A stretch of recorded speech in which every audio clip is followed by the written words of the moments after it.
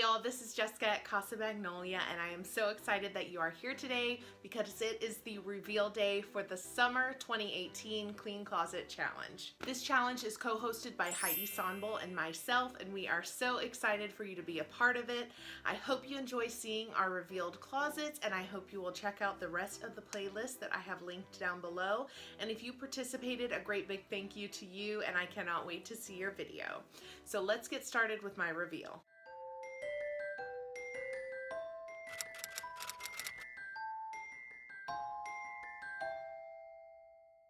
The closet I chose to make over this time around was my aunt's master bedroom closet, and I really had my work cut out for me, but I want to say a big thank you to my Aunt Janie for letting me clean out her closet, and I hope that she liked everything we did.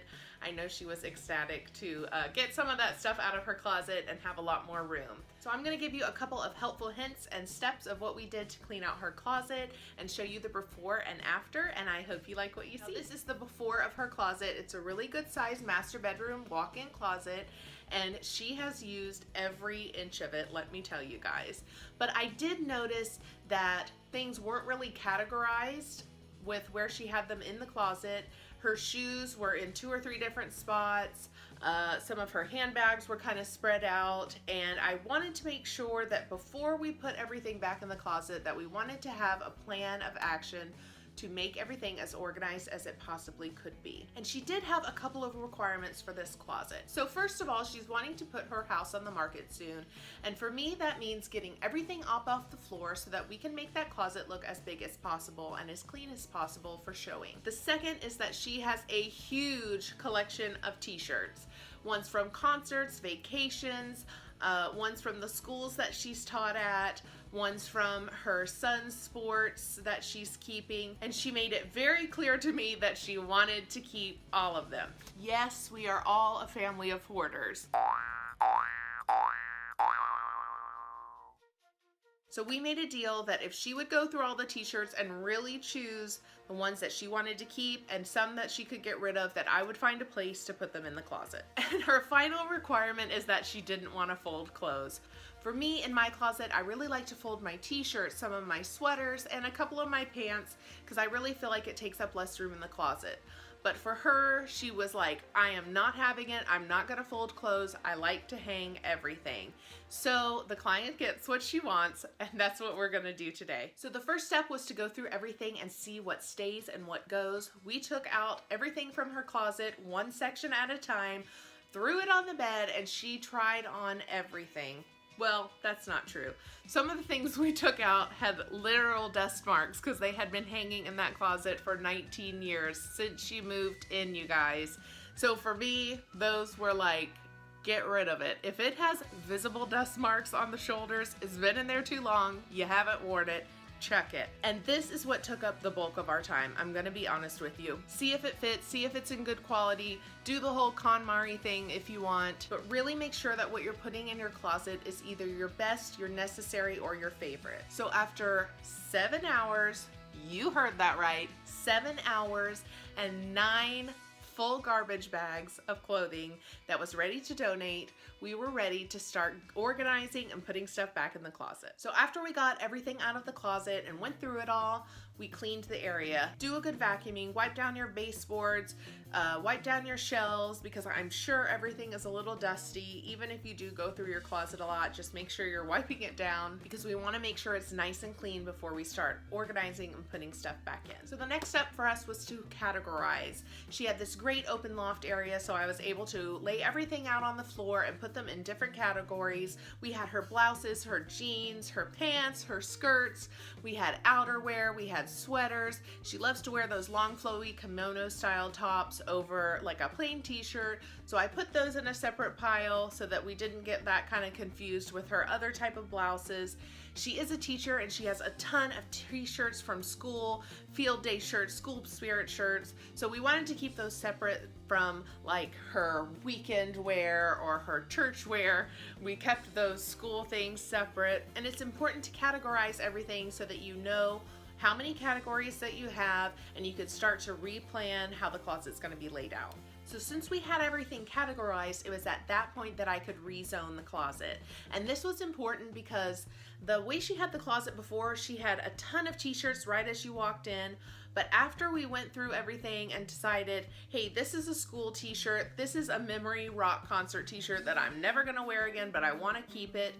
That made our t-shirt section a lot smaller, and we had a lot bigger area for our going out wear, her blouses, and stuff like that. So we were able to move things around. So that's kind of how I was able to go through and see where I could put stuff in the closet based on how much was in each category. So the way I've rezoned everything is when you come in to your left, we have some of her jackets and coats and outerwear.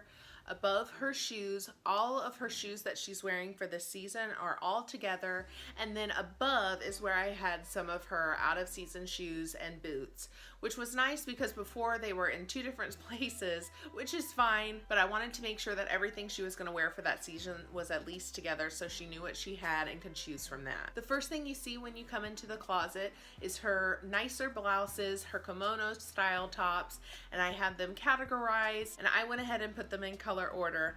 We'll see if they stay that way. I really doubt it, but that's okay. At least she knows what category that they are. Now, she had all of her school t-shirts and her just kind of plain t-shirts for bumming around the house, and we decided to move those to the right side so that they weren't visible when the closet door was open, but you still had access to them. She really doesn't wear dresses very often and didn't have very many in her collection, so we went ahead and hung those with her black slacks and other type of pants in the long hanging section in the corner of the closet.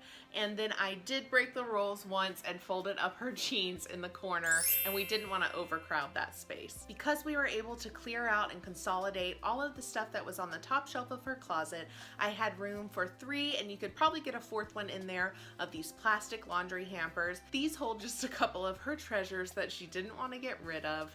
And so that has all of her memory t-shirts, some bags that she needs for like overnight trips or weekend trips and stuff. We threw those in those baskets and put them up high so they're not taking up valuable space at eye level. So the next thing I like to do in a closet, and you may have noticed this from my master bedroom closet or my linen closet that I've showed before, is add a personal touch. You can do this a couple of ways by hanging artwork or mirrors if you had an empty section of closet. She was really lucky that she had 2 plug-ins on the wall. One was for like her jetted tub in the bathroom, and then the other one was just empty, and I really wanted to highlight that, especially since she's putting her house on the market. I think that's really cool to highlight because you could put your iron in there, a steamer in there for your clothes, and I just wanted to make sure that people knew that it was in there. So I found the small lamp in another room that wasn't being used, and I think it adds some nice light and a nice personal touch, kind of warms up the space. And she also had this little jewelry box that I put together with it just to make a little vignette in there.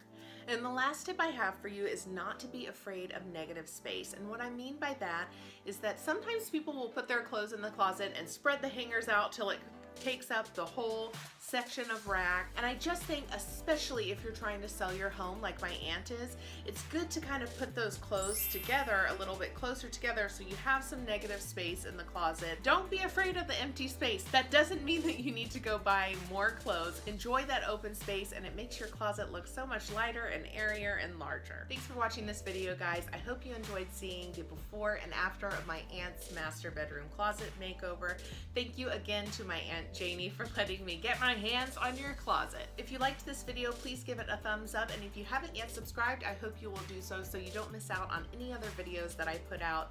Make sure you go to Heidi's channel and check out her closet reveal, and check out the rest of the playlist that I will link below of the rest of the Clean Closet Challenge for summer 2018. I hope you're inspired to clean a closet in your house, and I will see you in the next video. Bye, guys.